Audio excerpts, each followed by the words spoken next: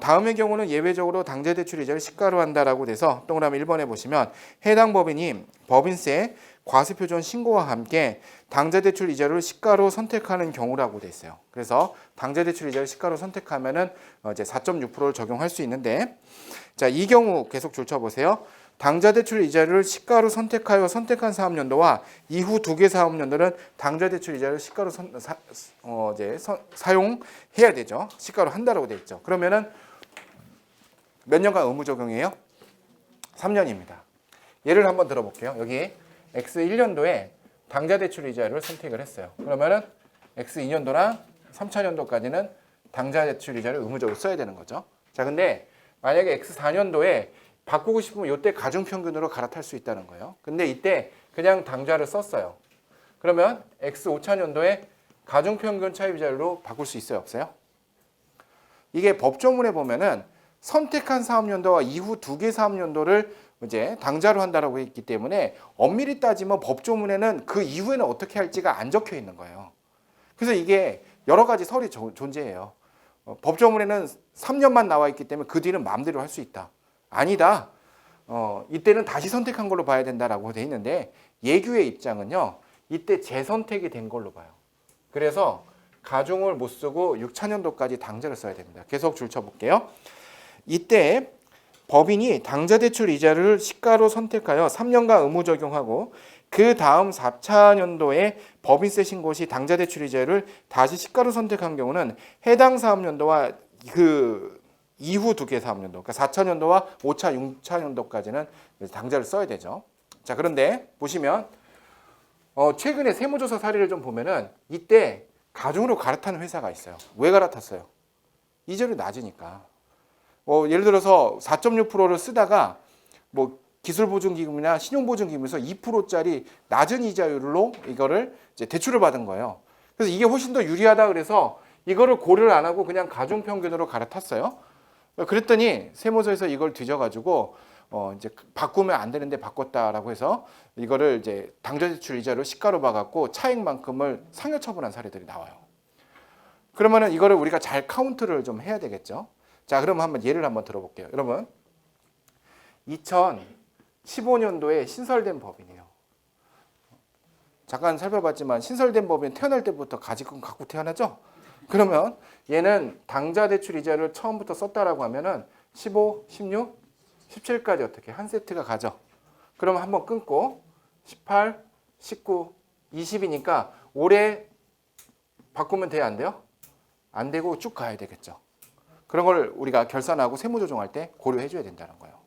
자, 근데 이런 거 어려워요. 저희 거래처 중에 올해 지금 법인세 결산하는데 38기인 회사 있어요. 38년 됐어요. 과거부터 가지급금이 계속 있었어요. 올해 몇 차년도예요? 3일은 3, 3이 5, 3, 3은 9. 9구단 3단을 외워야죠? 아니에요. 이거는 이 법이 개정된 시점부터 다시 카운트를 해야 돼요. 이게 한번 중간에 개정이 됐었어요. 언제 개정되냐면 2010년도 말에 법인세법을 개정해서 그 이전에는요. 가중평균 차별과 당좌대출 이자율 중 한 번 선택하면 이 법인이 해산할 때까지 영원히 못 바꿨었어요. 그러다가 중간에 2010년도에 한번 세법을 바꿔갖고 지금의 규정 한 번 선택하면 2년간 의무 적용, 3년간 의무 적용으로 바뀐 거예요. 그래서 책에 다시 한번 보시면 동그라미 1번에 그런 얘기겠죠. 2011년 1월 이후 신고분부터 적용이죠. 그럼 2011년 1월 1일 신고분부터 이 규정을 적용했으면 몇 차년도가 1차년도? 2010년도가 1차년도예요. 그래서 아까 그 회사 같이 과거부터 2010년 이전부터 쭉 가지급금이 있었던 이제 오는 회사는 언제를 1차년도? 2010년도를 1차년도로 봐야 돼요. 10, 11, 12, 그다음 13, 14, 15, 16, 17, 18이니까 올해 변경을 하고 싶으면 해도 돼요. 근데 문제는 뭐냐면 이게 몇 차년인지 이렇게 계속해서 어떻게 적용하다 보니까 실무자도 헷갈리고 국세청도 헷갈리는 거예요. 서로 너 이거 제대로 했어? 그랬더니 잠깐 있어봐. 계속 세는 거야. 서로 너무 헷갈리는 거예요. 그래서 서식을 이번에 개정했어요. 뒤에 한번 좀 잠깐 서식을 가는데 서식도 보고 저희가 앞에 화면으로도 한번 좀 보도록 하겠습니다. 화면 좀 잡아주시고요. 서식 332페이지 서식도 보시면은 자, 가지금 인정이자 조정명세서 보시면은 우리가 1번에 이제 보면은 적용이자율 선택이라는 게 있어요. 이 적용이자율 선택이라는 거는 그 이제 우리가 법인세 신고할 때 원칙적으로 가중평균차율제이지만 당좌 대출 이자율을 선택하면은 그 이제 적용할 수 있잖아요. 그 선택한다는 게 여기다가 앞에다가 V 표시하면은 그 당좌 대출 이자를 쓰겠다고 선택을 한 거고요. 근데 거기에 지금 보면은 선택한 사업연도를 적게 돼 있습니다. 그러면 잠깐 좀 생각해 보세요. 아까 2015년도에 잠깐 여기 다시 잡아주시면 15년도에 그 신설한 법인은 15, 16, 17이 한 세트가 갖고 언제 다시 선택했다고 봐야 돼요. 18년도에 한번 선택했다고 봐야 되죠. 그러면 올해는 19년도 법인 조정을 하는데 화면 잡아주시면 그런 경우는 여기에 2018년도라고 적어야 돼요. 2018년 1월 1일부터 12월 12월 31일까지 적고 가야 됩니다. 여러분 그 책에도 한번 같이 적어주세요. 이게 2019년도 법인세지만 2019년도라고 쓰는 게 아니라 선택한 사업연도를 2018년 이제 1월 1일부터 2018년 12월 30일이라고 적어야 되는 거죠. 그래서 이렇게 적어서 이거를 2019년도 법인세 신고할 때뿐만 아니라 언제까지? 2020년 12월 30일까지 이걸 적고서 가야 되는 거죠. 이 개정 서식을 반영을 좀 해주셔야지 돼요. 그래야 어떻게 돼요? 이걸 적어놓고 올해 2019년도에 법인세 신고하면 올해는 지금 적용 2차년도구나. 그럼 어떻게 바꾸면 안 된다. 언제까지? 내년까지. 그리고 내년이 되고 나면은 내후년에 2021년에 한번 다시 재선택하는 거죠. 근데 지금 보시면 요 서식 있죠? 여러분 책에도 지금 나와 있지만 이 서식의 개정 일자를 한번 보세요. 언제 개정됐어요? 3월 20일이죠? 이게 올해 법인세 신고할 때도 이미 개정이 돼서 제출을 했었어야지 돼요.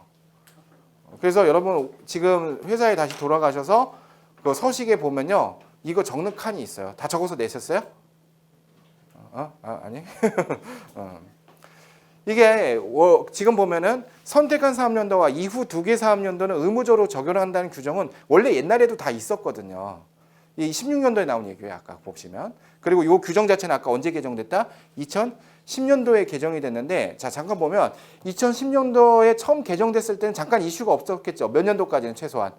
2010년도가 1차년도니까 10, 11, 12까지 별로 이슈가 없었어요. 그리고 13년도에 다시 재선택이 일어나니까 언제부터 이슈가 생기기 시작했냐면 14, 15부터 이슈가 생기기 시작했어요. 그래서 16년도에 예고가 나오고 15, 16, 17 요때 막 추징 사례가 나오기 시작했어요. 그러다 보니까 서로 어떻게 해요? 국세청도 헷갈리고 우리도 헷갈리기 시작한 거예요. 그래갖고 이제 작년도에 이 서식이 나왔는데 이런 서식이 나오려면 좀 빨리 나와야지 갑자기 법인세 한참 신고하는데 이렇게 바뀌니까 어떻게 돼요? 아무도 이거를 어떻게 작성해야 되는지 모르는 상태로 이게 바뀐 거예요. 그러니까 저희 사무실에서도 우리 직원들이 이제 이거를 결제를 올리는데 이거를 그냥 갑자기 바뀌니까 창의적인 날짜를 넣어갖고 그냥 막 이렇게 결제를 올렸어요. 근데 작년에 보니까 그냥 날짜를 안 넣거나 아무 날짜만 넣어도 그냥 전자신고 다 됐어요. 그래서 아마 사무실 돌아가서 보면은 올해는 이게 작년에 이제 첫 해 신고니까 그냥 다 신고된 것 같아요. 올해도 어떨지 모르겠는데 아마 좀 잘 넣으신 분들도 있을 거고 어쩌면 이게 작년에 3월 20일 날 새로 개정됐으니까 좀 제대로 안 하신 분들도 있을 거예요. 예. 원래 그런 거예요. 원래 강의 들으러 오면은 하루 종일 지은 죄가 생각나요. 그런 건데 요거 보시면서 올해는 잘 작성해 주시는데 잘 보세요. 이게 3년에 한 번씩 재선택이기 때문에 올해 이거를 처음부터 이렇게 착 카운트를 해보면요. 딱 3가지의 경우일 수밖에 안 나와요. 뭐가 있을까요? 17년, 18년, 19년. 셋 중에 하나 나와요. 왜냐하면 16년도에 재선택이 일어났다고 보는 회사들은 16, 17, 18 해서 한 세트가 끝나니까 19년 재선택이잖아요. 그래서 이게 지금은 아마 이게 제대로 작성되어 있는 회사가 많지 않을 거고 요거를 지금 올해 전수조사를 해갖고 다 한번 제대로 카운트를 해주죠. 그럼 내년부터 작성하기는 편해요. 이제 그 다음 연도부터 전년도 보고서 이제 똑같이 적어주고 재선택 기간이 오는 데들만 다시 재선택을 해줘서 작성을 하면 되는데 올해가 한번 힘든 거예요. 이거 전부 다 카운트를 해줘야 되고 근데 제일 힘든 게 뭐예요? 2010년 이전에 신설된 법인으로서 그 지금까지 그 이전부터 가지급금이 쭉 있었던 회사는 이걸 카운트를 해줘야 되니까. 자, 그런 것들. 그리고 신설법인인데 처음에 기적적으로 가지급금이 없었을 수도 있죠. 그때는 첫 1차 연도가 아니에요. 어떤 걸 보셔야 돼요? 자, 이 서식이 제출이 됐고, 자, 보세요. 가지급 인정이자 조정에서 갑지, 을지가 있는데, 을지는 전자신고 대상 서식이 아니에요. 갑지만 전자신고 대상 서식인데, 이 서식을 제출했을 당시에 여기 이거에다가 선택하지 않고 요 밑에 당좌대출 이자료에다가 선택해서 신고를 했으면은 최초로 여기다가 V 표시를 선택해서 신고한 그 해가 1차 연도인 거예요. 선택 1차 연도. 그때부터 카운트를 해줘야 돼요. 그때부터 1, 2, 3차 연도까지 한번 선택됐고 그 다음에 재선택이 일어났고 이렇게 쭉 계산을 해주시면 되겠습니다. 그래서 올해 인정이자율 당좌대출을 선택했을 때 선택사업연도 잘 작성해 주시기로 하겠습니다. 예, 지금까지 저희가 살펴본 내용을 회계 프로그램에서 어떻게 등록하는지 저희가 한번 살펴보도록 하겠습니다. 저희 스마트A 법인 조정 메뉴에서 가지급금 인정이자 조정 메뉴를 이제 선택해서 들어가시면은 위에 있는 탭 중에서 이제 앞에 이제 가지급금 적수를 다 계산한 후에 인정이자 계산 탭을 누르게 되면은 먼저 여기서 적용 이자율을 선택하게 되어 있습니다. 저희는 가중평균 차비 이자율을 잘 쓰지 않고 대부분 4.6% 당좌대출 이자율을 쓸 텐데요. 이렇게 당좌대출 이자율을 선택하는 경우 선택한 사업연도와 이후 두 개의 사업연도를 사용한다. 우리 앞에서 살펴봤었던 그 법인세법 시행령 89조 제3항 2호에 해당하는 내용, 이 부분을 선택을 해서 클릭을 해주면은 이걸 선택하는 경우 여기 선택 사업연도의 시작 종료 일자 이 부분을 등록하도록 되어 있습니다. 이 부분이 작년도 세법 개정을 통해서 서식이 개정되고 프로그램이 업데이트된 내용인데요. 앞에서 사례에서 다룬 것처럼 2015년도에 예를 들어서 가지급금이 처음으로 발생해서 저희가 당좌대출 이자율을 사용했다라고 한다면 2015년도가 1차년도, 그 다음에 2016년도 2차년도, 그 다음에 2017년도가 다시 3차년도가 돼서 다시 2018년도에 재선택을 하게 됩니다. 그런 경우 지금 이곳에다가 2018년도 1월 1일부터 2018년 12월 31일 이렇게 우리 아까 서식 작성 사례로 그 강의에서 살펴본 대로 등록을 해주고요.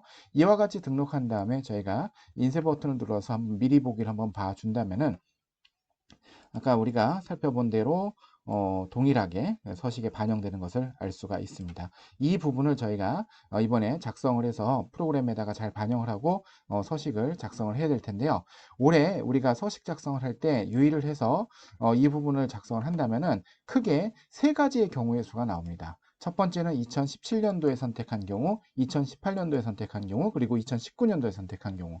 물론 2016년도에 선택한 경우도 있겠지만 2016년도에 선택한 경우는 2016년도가 1차년도, 2017년도 2차년도, 2018년도 3차년도가 돼서 2019년도에 다시 재선택이 일어나기 때문에 이 셋 중에 하나를 선택하셔서 잘 카운트하셔서 이곳에다가 등록을 하시고 저장을 하셔서 저희가 잘 신고 때 마무리를 하시면 되시겠습니다.